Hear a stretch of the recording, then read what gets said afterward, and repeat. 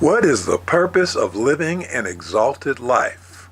Hi, I'm Reverend Andrew Bozeman, and this is On the Wings of Your Mind. Today we want to talk about what is the purpose of living an exalted life. Now, over the past couple of weeks, I've been talking to you about the benefits of living an exalted life and the steps in learning how to live an exalted life. So today I want to talk about the purpose. What is the purpose of living an exalted life? First of all, let me ask this. Why should you go through the time, the work, and the discipline of achieving an exalted life if your life is okay now? If your life is okay the way it is, your job pays enough to cover the rent and pay the bills with a little left over to have fun with. You've got friends who seem to be loyal to you. It may not be the totally ideal life, but all in all, it is satisfactory. So if this is the case with your life, if your life is okay with you, then there's probably nothing that you need to hear from me. So I say congratulations. If you are okay with your life the way it is right now, then listening to me is probably a waste of time. On the other hand, if there is a feeling inside that there is something more for you, that there must be a bigger reason for being on this planet and in this life than what you've seen so far, then perhaps what I have to say will have some value for you.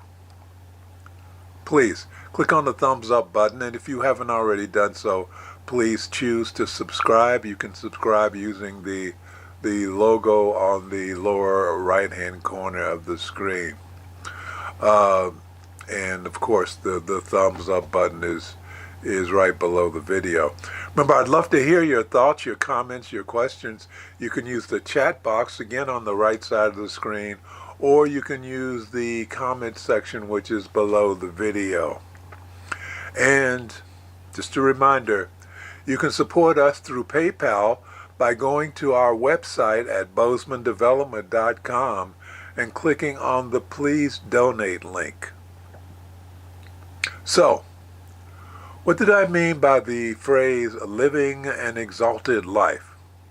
Well, the word exalt is to raise high, to elevate, but with the added force of spiritual power behind the elevating. An exalted life is a life where you basically reduce or eliminate the situations and scenarios that try to seduce you into overindulging in physical pleasures and tear at your focus and confidence to keep you in a state of uncertainty and stress and dependency. An exalted life is a life where you experience a deeper level of experience that heals you. That heals you.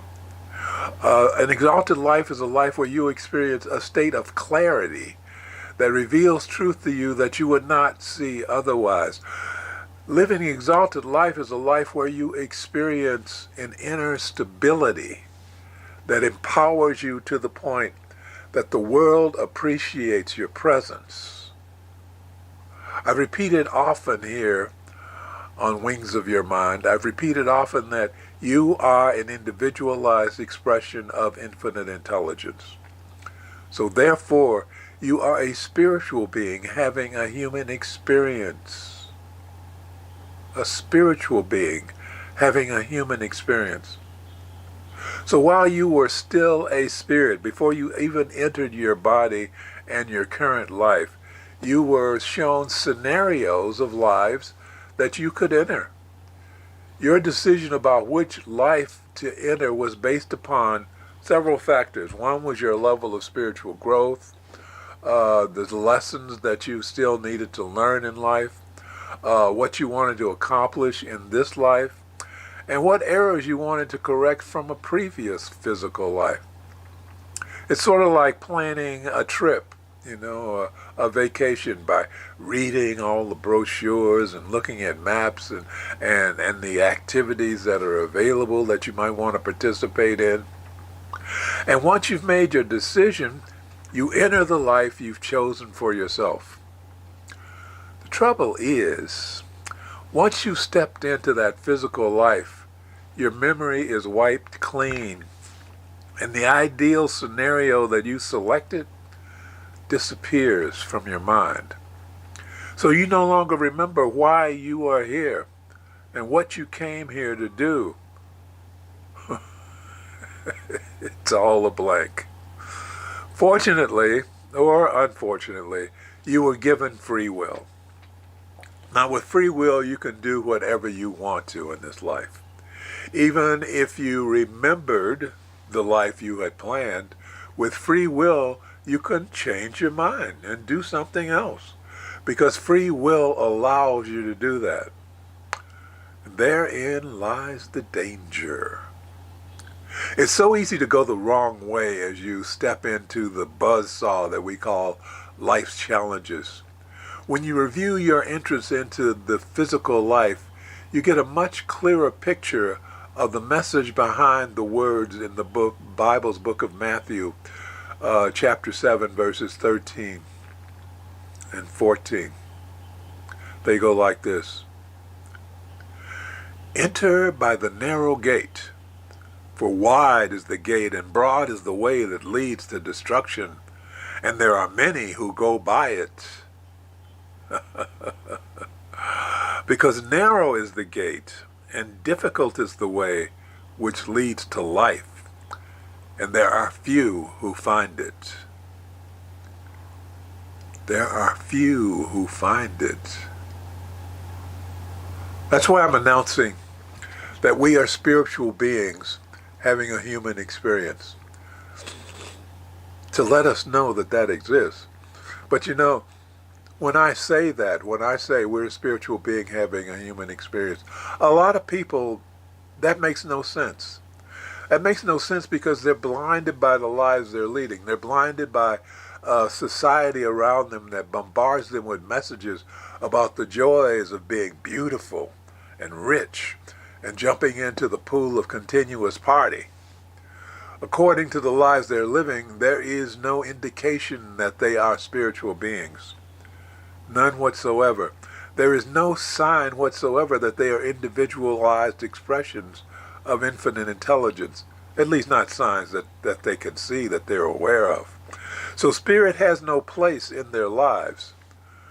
But for a few of us, there is that inner knowledge that yes, comfort and security are nice to have, but not at the expense of our souls. So we reach for something higher, an exalted life.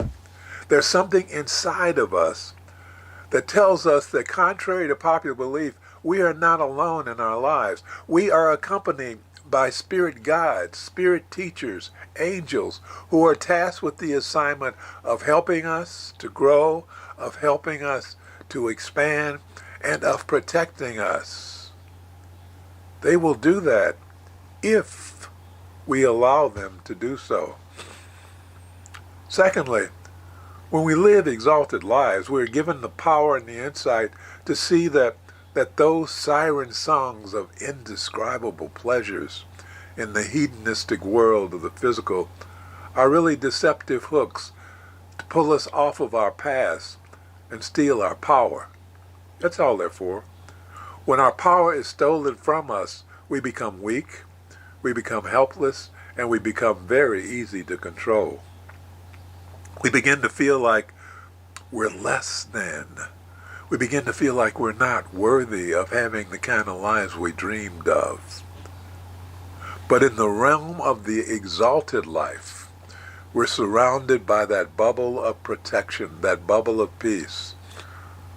Thirdly, that nagging need to strive for those things that we do not have, whether recognition or wealth or careers or relationships, that all fades away when one is living the exalted life. Striving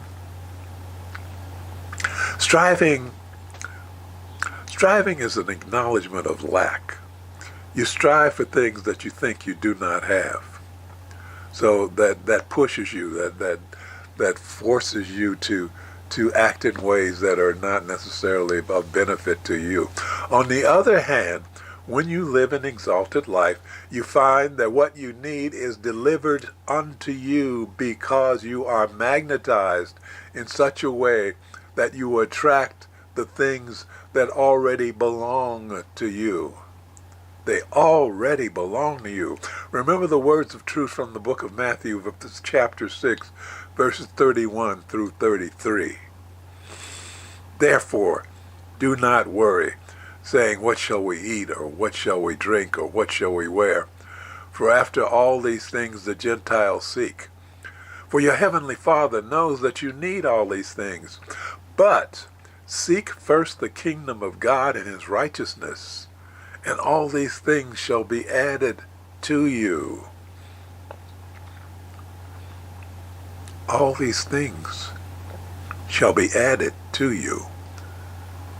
Remember the words of Neville Goddard, the international metaphysical speaker. He said, you do not attract what you want, you attract what you are. Fourth, living an exalted life gives one the assurance that there's a deeper underlying purpose to our lives. That overriding purpose is to serve as a being of light. We are here to serve as beings of light. We are here to be healing presences. We are here to uplift the consciousness of those around us. In other words, our purpose is to assume the role of serving as a spiritual warrior. So what is a spiritual warrior? Well, one definition states, in general, a spiritual warrior is someone who embraces a journey of self-discovery in order to benefit others as well as enlighten him or herself. Another definition states, a spiritual warrior is a person who challenges the fear, lies, false beliefs, and judgments that create pain and suffering on this planet. And yet another definition states, being a spiritual warrior is a path that one is born to follow and to walk with pride. Some people are called to walk more spiritual paths at once, especially if they are very old souls who already achieved a complex view of universal laws. Spiritual warrior. Spiritual warriors are here to help elevate the consciousness of the people of this world. I know that sounds like a lot to swallow. I know that brings up questions about how we're going to do that. How? Let me illustrate. In 1976, the first scientific research was conducted to validate the theory that if a group of people equivalent to 1% of a community's population practiced transcendental meditation, the crime rate would be reduced by a significant amount. Okay, so that experiment has been conducted many times since then in different countries around the world. And every one of them have shown similar results. The results are this: when enough people meditate as a group over a prescribed period of time, the crime rate during that period when they were meditating is reduced by a significant percentage of at least 16%. At least 16%. That's quite a drop. The skeptics who deny the legitimacy of such results base their argument on their belief that the field of consciousness that connects us all does not exist. They choose to deny that there's any underlying connection between us, in much the same way that physics has uncovered the unity between the diversity of matter and energy fields all over the universe. In other words, the skeptics see us as individuals with no connection to each other, and they reject the idea that each one of us has an effect on those around us because of that underlying connection between us. But we know that the connection is there. We know that. This connection between us is stimulated by the electromagnetic field that emanates from each and every one of us. This electromagnetic field is generated by our hearts. We've all heard of brain waves. We've all heard of the brain waves. But the real power is in our heart waves. According to the research of the Heart Math Institute in California, the heart's electrical field is 60 times greater than the field that is generated by the brain. And this electromagnetic field of the heart can be in fact measured by magnetometers several feet away from the body. Additionally, conventional science always taught us to believe that the brain controls the heart. But actually, the heart has its own intelligence. The heart has its own neurons which send messages to the brain. The heart has its own neurons. Imagine that. The heart has its own neurons. Those are the kind of cells that we used to believe existed only in the brain, but the heart has its own neurons. The heart has its own intelligence, and that heart intelligence, that heart brain, influences our thinking processes. When we think only through the brain in our heads, it tends to be logical and unemotional. On the other hand, when our thinking initiates in the heart before it moves to the brain, there's also love and compassion and healing. And it's through the heart that the next element of living an exalted life originates. And that element is gratitude. Gratitude is an acknowledgement of the gifts that we are receiving and an acknowledgement of where they're coming from. Heartfelt gratitude invites more of the same kinds of gifts to come into our life. And infinite intelligence is all there is. All that comes to us is from infinite intelligence. The good that comes to us is from infinite intelligence. The bad, the so-called bad that comes to us is from infinite intelligence. Because when we look back on our lives, we can often see that within those so-called bad experiences, there was a gift. And the bad thing that happened was actually a good thing. Remember the words of Shakespeare as uttered by the Prince Hamlet in that play, who said, "There is nothing either good or bad, but thinking makes it so." Gratitude. I find myself saying thank you to infinite intelligence all the time. When someone yields to me in traffic, I say thank you.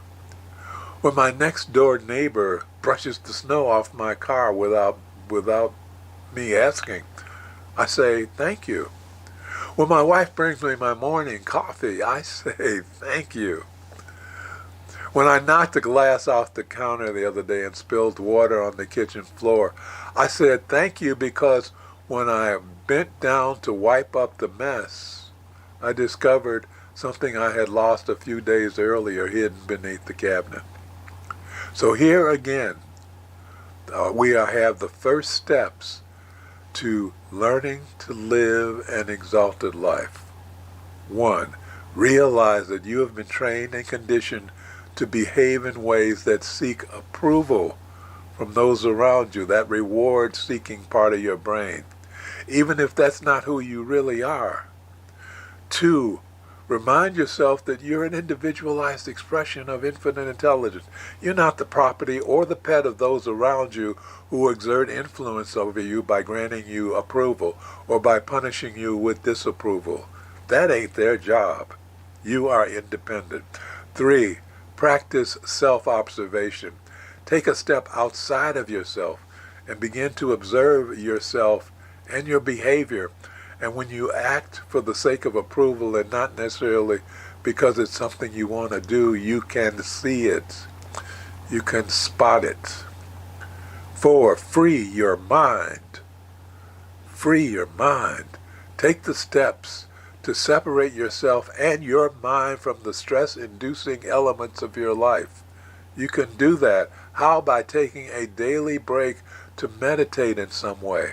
In the morning, meditate. Find a way to meditate, whether it's looking at a spot on the wall or staring out the window or taking a walk or working in the garden.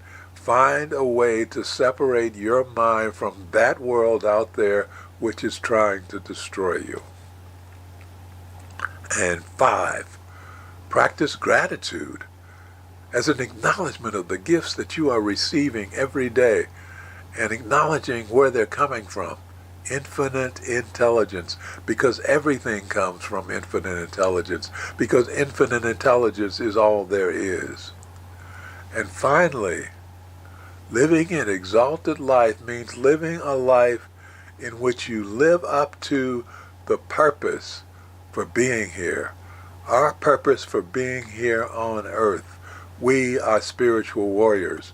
We have come here on a mission. We accept that mission and express our power and privileges and responsibilities as spiritual warriors. We can begin to make changes in the world. We can bring healing and love into this world. How? By being here. By being here and by elevating ourselves into an exalted life, then everything around us begins to be affected by it. Everything around us also elevates. Everything around us. We're here to elevate the consciousness of this world.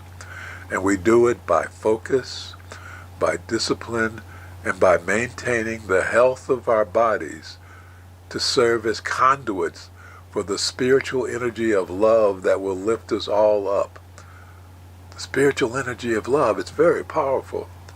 But we need to stay healthy so that we can serve as proper conduits for that love to come through.